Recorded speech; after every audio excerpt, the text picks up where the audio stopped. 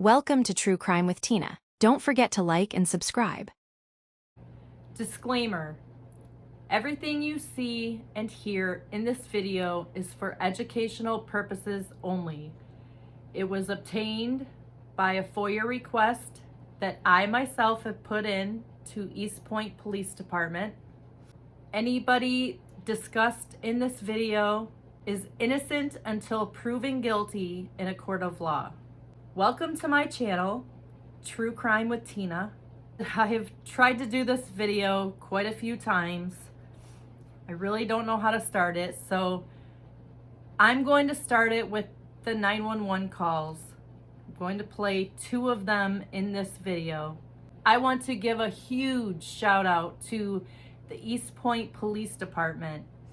Eastpointe residents, you guys need to commend your Eastpointe Police Department and those officers that responded to the 911 calls to McDonald's that day, that one of the workers at McDonald's stabbed their manager to death. So this video really is going to start off. I really feel like there needs to be a class out there that people can take on how to call 911 and what information needs to be given to 911 dispatchers in a crisis when you're in a panic. Because these poor police officers had no idea what they were walking into, what they were driving into. I've listened to all the 911 calls, and there's like 3 different stories going on in these 911 calls. You have employees calling 911 that were in there witnessing what happened. You have people that were behind Devontae Pace, who is the shooter that was in the McDonald's drive-thru that tried to stop her by shooting around at her and missed. You have everybody that was behind him that literally were sitting in drive-thru waiting for their food, and they literally watch a guy get out of his car, take a pew-pew, aim it into the drive-thru window, fire, and then run into McDonald's.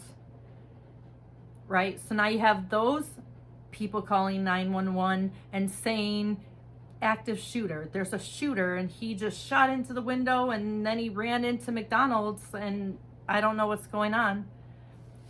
Then you have a caller who called 911 and said there's somebody outside holding this poor young lady at gunpoint and she looks terrified. Right? So they didn't have any idea what they were coming into. Officer Hawkins, Officer Kibler, Officer McLaughlin, Officer Krasuski, and Sergeant Chamberlain, good job. You guys did a great job. There's so many videos out there that portray cops in such a bad light, and I really hope to show that these cops had no idea what they were going into and still, managed to get the job done. She got arrested. Jennifer did get help, but I feel like she didn't get help soon enough because they were worried about an active shooter. They didn't know what was going on. Was the shooter still inside? When they pulled up, Devontae Pace had already put his gun away.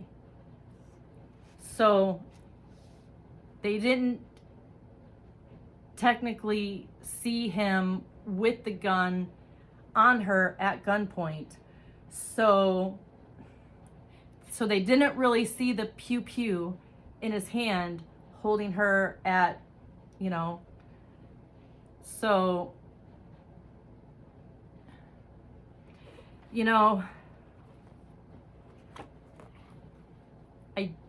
I don't think, I watched the footage from McDonald's. And I mean, they put a black box over Jennifer, but not Afeni. And she's only covered from like here to here. I can see her legs. So 23 wounds and, or mark, I mean, that's how many times this happened. The blade was longer than her. So, and I seen the force of this. So it was going in and straight through. And she concentrated here and here and here. So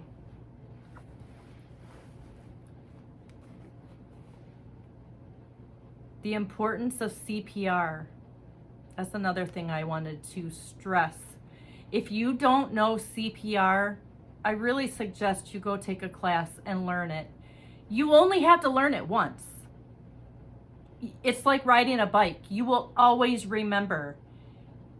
I mean, and if you don't know, and I mean, you just keep one hand on top of the other, arms locked straight and right in the middle of the chest, and you push down with enough force and sing. What was the song? Staying Alive. Go learn that song.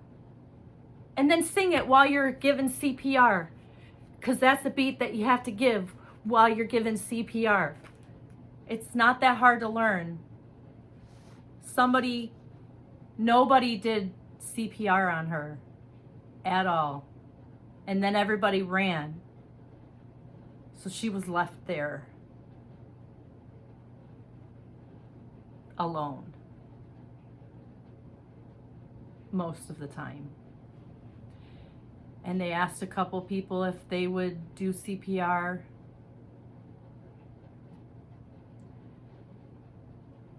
Now, would it have saved her? I don't know. Maybe, if you kept her heart beating and then they were able to fix all the wounds, but was there too many? I don't know. All I know is this girl needs to be put away for the rest of her life. She cannot come back out to society. She cannot. She's dangerous. You get sent home from work and you come back. I watched the footage, and I mean, the news put it out there of her walking in with that mask on. I will take you further in other videos. I'm going to start with the 911 calls. I'm going to put 2 of them in this video and see how this goes. So I do have 10 911 calls. The first one I'm going to play is the guy that was behind Devontae Pace, the person that did this. I never thought about this until I listened to these videos. The people that were behind him that had no idea what was going on inside, only that there was a guy in the drive-thru that just pointed a pew-pew into the drive-thru and shot. So, you know, this is where you got to give some police some credit here, because they don't always know what's going on, and you know, they don't always get it right either. They're human. These cops got it right. It took a minute, but they ended up figuring it out. Because everybody was pointing out Devontae Pace, that he was holding her at gunpoint. Well, the thing is, she was running to her car. when you watch the footage, after he takes his shot, she looks at him, throws the knife, and then kind of runs into the lobby, falls to the floor. She falls, and then she kind of crawls to the door where he's coming. He's, had run into the side door and is now following her out like this, and she's running to the passenger side of her car. Why was she running to the passenger side of the car? And it was a truck. She had like a pickup truck. So, I mean, could she have been running and it was going to get into the driver's side and, scoot in? Or did she have something else in the passenger side that she was going to go finish the job? Or, because when he takes the shot, she's still in motion. She was not done. She was not finished. But he kept her there. The police didn't have to go search for her. She didn't get to go away. She didn't get to get away. She didn't get in her car and drive. The police didn't have to go search. Her family will hopefully get justice because he didn't let her get away. He's a hero. A hero. So here's the call of the driver behind him. 911, what is the address of the emergency? McDonald's on 9 Mile, Eastpointe, Michigan. Okay. And what's the phone number you're calling from? 313-99. Okay, and repeat the location just to make sure I have it right. I think it's 9 Mile and Schroeder. It's in Eastpointe. It's in McDonald's. Okay. The guy just shot into the drive-thru. He shot into the drive-thru? Yes. Okay. Okay.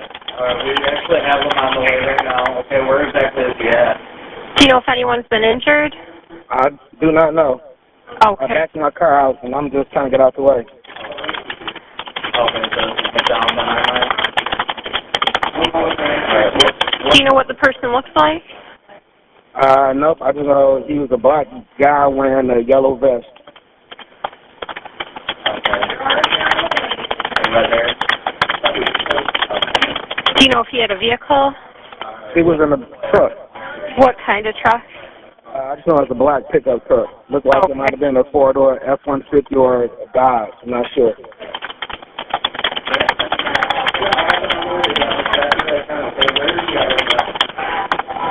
It was either a Ford F-150 or a Dodge pickup truck?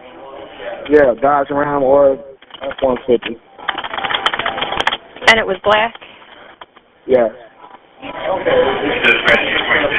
you know if he was still there when you left, or did he leave? I'm not sure. When I backed up, he was reaching us out the window. I'm not sure what for. Okay. Are you safe now? I think so, yeah. Okay, because I don't want you to be in any danger. Do you know if anyone got hit by the bullets? I do not know. Okay. And when you left, he was still there?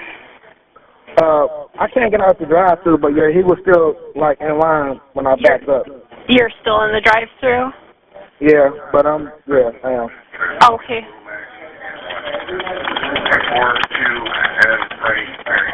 And your name?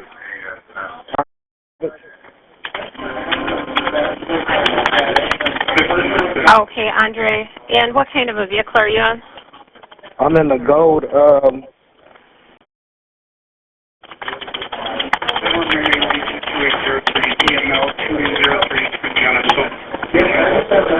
Okay. You're not able to get out of the drive-thru? No, the police is here and people are screaming. I don't know where the guy is or anything. I don't know what's going on. All right. Do you know what he looked like? Nope, I don't know. All right. You weren't able to get a license plate number, were you? No. All right. Did anything else stand out about the shooter, the gun, or his vehicle? No. All right. Well, thank you for all your information, okay? Okay, now Thank here you. is Bye. All right, bye. the caller that just wanted to say that this poor girl was being held at gunpoint. I know, she didn't know what was going on. That's all she was pulling in, and that's what that's pulling in and seeing somebody holding somebody at gunpoint. However, she was covered.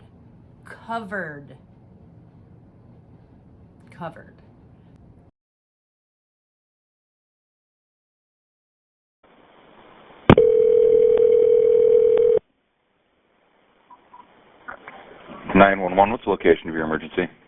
How you doing? I'm at 9 Mile in Schroeder, and a man has a gun pulled out on somebody. Like, he has them on a girl on the ground with a gun pulled out on her at this McDonald's. It's right on 9 Mile in Schroeder. Like, Okay. he has the gun out right now. We're at the McDonald's. What's he look like? He's a black guy with a highlighter green shirt on, and he has long dreads. Okay. It's a brown pants on and some white shoes. It's a girl on the ground with her hands up, and she is scared. And I don't know if she worked here, but she's scared on the ground, and she has her hands up, and he has his gun on her. And nobody is out here. It's just Yep, we have officers. We have officers on the way right now. What's your name, ma'am?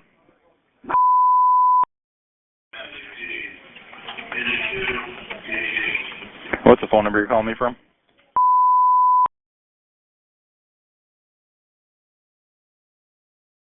Yes, sir. He must hear y'all. He must hear the police because he just put his gun up. Like, I'm watching him in the back of my mirror. He just put his gun up on his hip. Yup, he heard the police coming. He put his gun up on his hip, but he had it pointed at her. He had the gun pointed at this young lady. And she's laying on the ground? She on the ground, yes. The police got him. He just put his hands up. But Okay. he had her on the ground with the gun pointed at her. All right, the officers are there, and they've secured him? Yeah, they got him. Okay. Is anybody injured that you can see?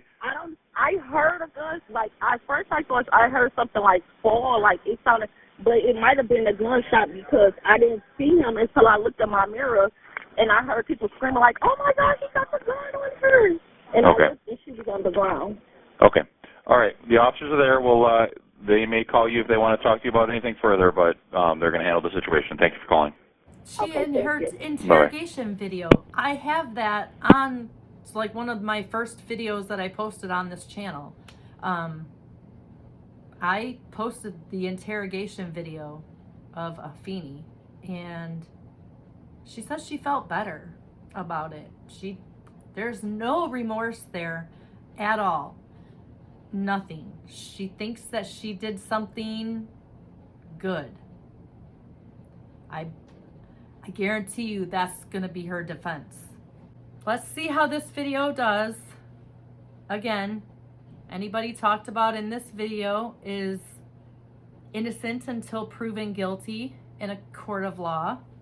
I purchased this information by giving a FOIA request to the Eastpointe Police Department. Also, an update I wanted to tell you. She had her pretrial on February 24th. It was the second one. The first one was January 20th, and it was adjourned and rescheduled for February 24th. And that pretrial was also adjourned until March 24th. They're waiting on a forensic lab report. So I'm wondering if she's going to end up pleading guilty with a plea deal. But I really hope Pete Lucido does not offer her a plea deal. She does not deserve a plea. This is her third victim. She does not deserve a plea deal. She deserves life in prison without the possibility of parole, period. And that's what I am here to see that happens. That needs to happen. If you want to stay tuned on this case, Afeni Muhammad, the girl that her manager to death, follow me, give me a thumbs up, subscribe, and I will see you on my next video. Bye.